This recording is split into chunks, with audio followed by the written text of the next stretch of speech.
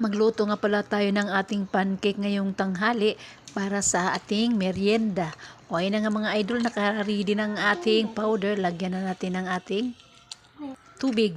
Ang paglagay ng tubig mga idol, pakunti-kunti lang, tansyahin lang natin kasi baka mamaya masubrahan sa tubig, malabnaw ang ating gawing pancake, hindi maganda ang resulta.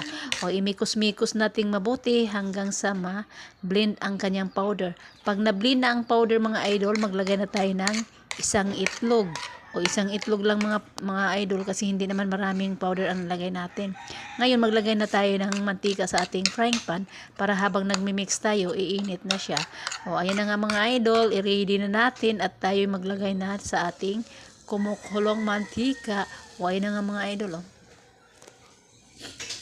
Kailangang mainit na ang frying pan mga idol bago natin ilagay ang ating lulutuing pancake. O yan na nga mga idol, ibaligtad na natin dahil laluto na ang kabila. O diba, sandali lang maluto, meron na tayong merienda. Thank you for watching.